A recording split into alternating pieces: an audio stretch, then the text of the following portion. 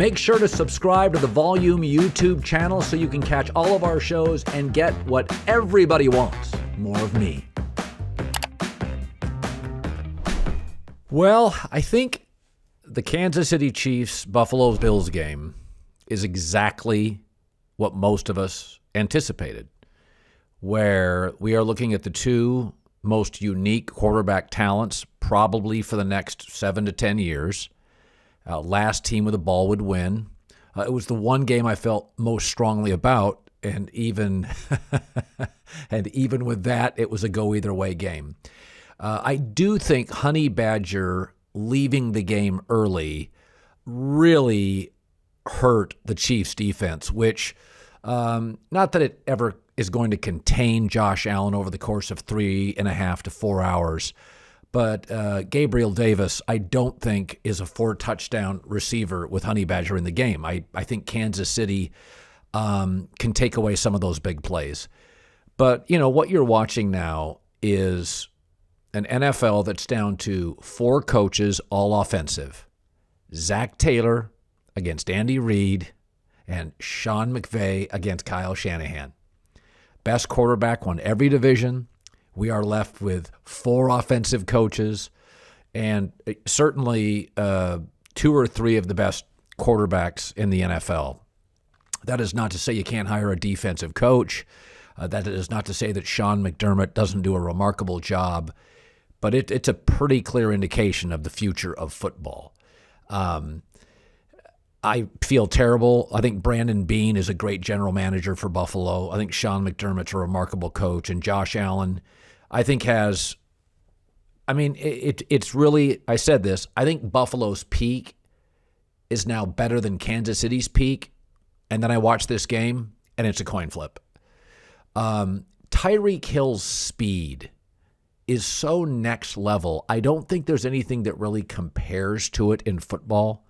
When you watch these two teams play, they're remarkable athletes everywhere.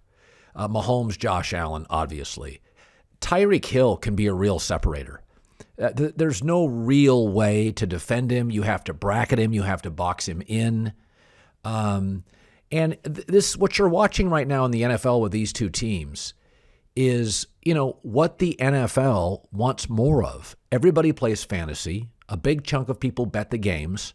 We're not picking corners and Mike linebackers in fantasy football. And so if these leagues like the NFL can get you viscerally connected, emotionally connected to star players, I watch Josh Allen and Mahomes, and I feel like I'm watching Magic and Larry Bird back in the 80s in the NBA. Like, you don't know them, you'll never meet them, you may never see them play live, but you feel connected to them, their stories and their games.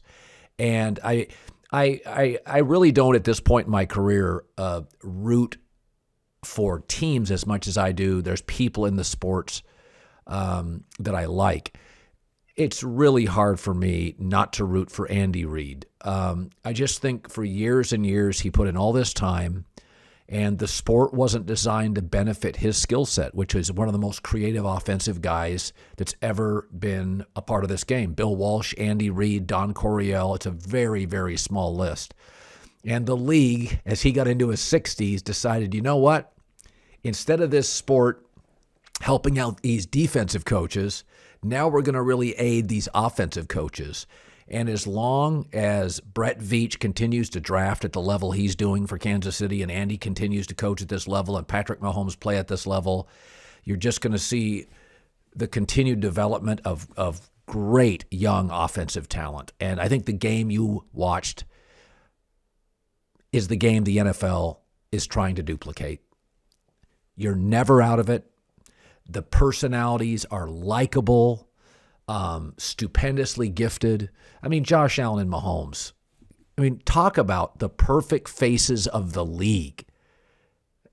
It just doesn't get any better than this. I was talking to a friend the other day, and I said, the NBA has always been the star-driven story league. You don't watch as much NBA regular season, but it always had fascinating stories.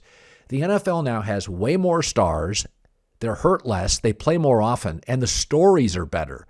I mean, Josh Allen ignored in high school, had to go to Wyoming, a junior college. Still, people are ignoring him. Didn't win a lot of games in college. Mahomes had a losing record in college. These kids are hungry. They're coachable.